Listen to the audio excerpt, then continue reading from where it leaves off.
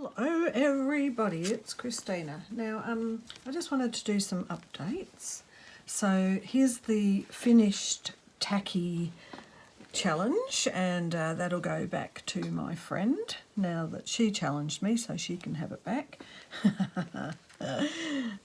Okay, so I've added the Crabtree and Evelyn, and I've added some gold blingy stuff, another button, and of course the very tacky children's butterflies. What else did I add? I think that was about it. Oh, I added the other because the challenge really was for 3 circles, so I've done 3 different styles. One's covering the actual circle of metal and then putting it down, sewing it down. This one is the circle with cutting out the batting from the back, so we've got a see-through window. And this one was putting the circle on the top and using a silk ribbon to attach it, and then using a blue thread around in between each of the silk ribbons. And I have to say, this material and the batting with the silk ribbon, it was incredibly hard to get through that ribbon. So there you have it. How's that? I'll post it up to her, I think.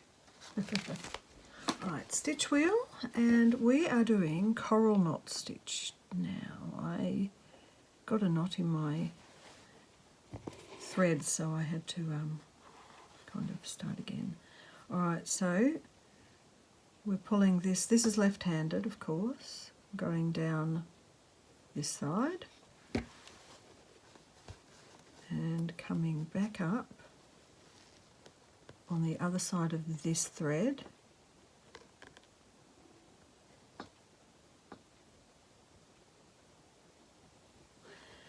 Now we're making sure that this is under, so it's creating a knot.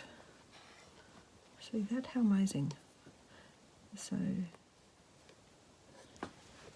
down on the above the stitch, making sure this is out of the way, coming back, or under the stitch, under this straight line here, coming under that, but making sure this is this way, and then it pulls into a knot. I'm actually thinking, how amazing is it that all these people in the past have made up all these stitches? So is anyone making new stitches today, I wonder? Or has it all been done? Has it just all been done and there's just nothing more? Okay, so I'm happy with this. So it creates, it's still like a line. So we had the outline, which was the split back stitch, and I thought I'd have a little go at the other back stitch, which is where you do your stitch, and when you come back you come into underneath the stitch.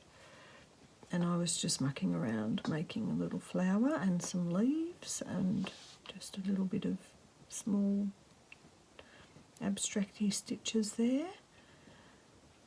And then this coral stitch, so it's like we've got a variety of stitches that we could use for line work, words, whatever you really like, I guess. Outlining.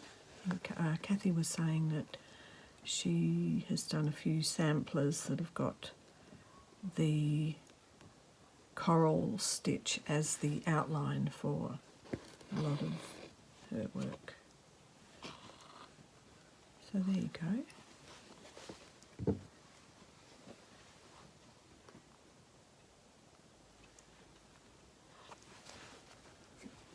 Right, so that's that. And what else? That's probably a very short little update. Maybe I will finish this, come back with the next stitch. Alright, we're going to bring our thread through. We're going to do Drizzle Stitch, another stitch I haven't done. And obviously I'm doing it left-handed. So this is what they look like, little lobster eyes. And I guess you can have them as long or as short as you want them. So for those who like to do a seascapey type of thing, that could be quite interesting. Right, so basically you've got your thread out this way, and instead of doing a bullion knot, or the cast on, so it's very similar to the cast on stitch, but you've got your needle the opposite way. So my eye is here where the thread's coming out, and what I'm going to do on this end where the eye is do the cast on stitch. So same stitch, just at the opposite end of the needle.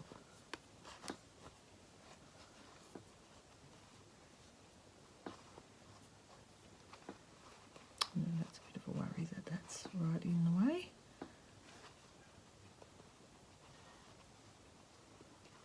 Let me do that last one. Probably didn't plan that one so well because that one underneath is in the way. Let's push it over there.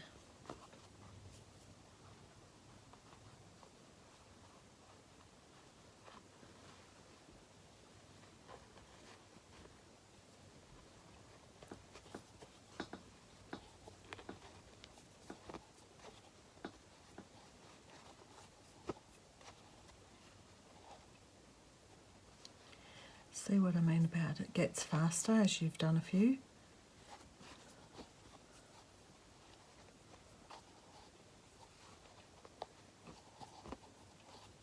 It's wonderful learning all these new stitches. I mean, I've been watching other people do them for a while, but to actually put them into practice is a whole other thing. Oh.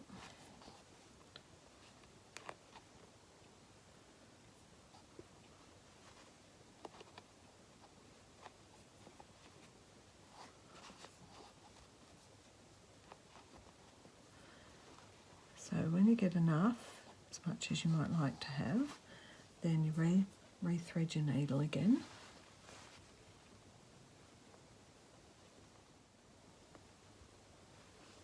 Okay, you don't pull it all the way through. You pull back so that the point is just out of the hole that you had it through, and then pull it through to the back. There we go. So, like little lobster eyes. That's what I'm going to call them. So if you see them up close, they're like little chain stitches that are all twirly-whirly. I'm sure there's quite a bit we can do with those stitches. Right, so let's just do one again. One more. Right. We're going to put the needle in at that end and poke it out that end, and this is where the eye is. And then we're going to do this stitch. I guess I should be writing them down on the back of each little area, maybe. Maybe that's what I could do.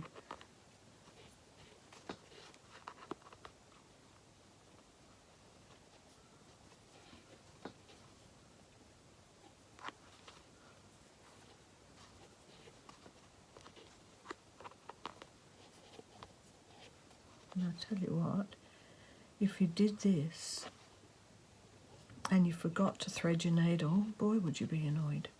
Thread the needle, as easy as 1 to 100. There it goes. So it is a bit fiddly on this sort of a thing to thread this through. Pull back that and poke that down through there and pull it through. Drizzle stitch.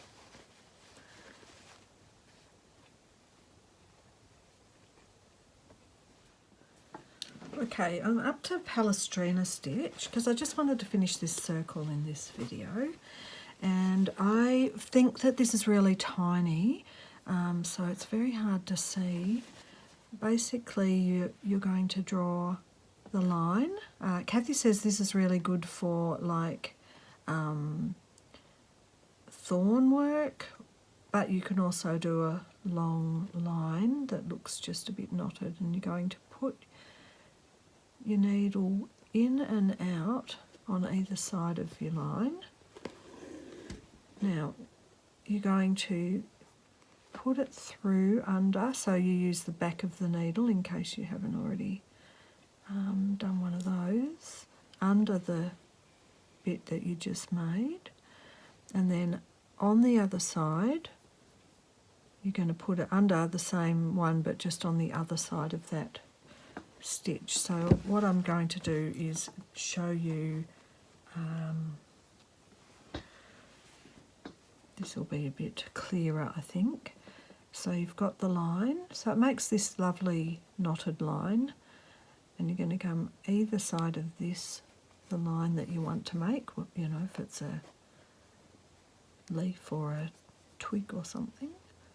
Then see there's this one stitch here, and people use the back of the eye and the needle so you don't get your needle caught in things. And see how that's created a bit of a knot. So that's the one you've just gone under the first one, and there's that over the top. And then if you, on the other side of the one that's over the top, come through there, it creates a knot. So yet again, another stitch that I've learnt, Palestrina knot, and I didn't know that one, haven't done that before. So let's look at it again. You've done one little under the line, out the other side of the line, and you're coming under here. Quite like this stitch. Oh, I could probably do lots of these. And then on the other side of the stitch that's over the top, and it's pulled through to be a knot.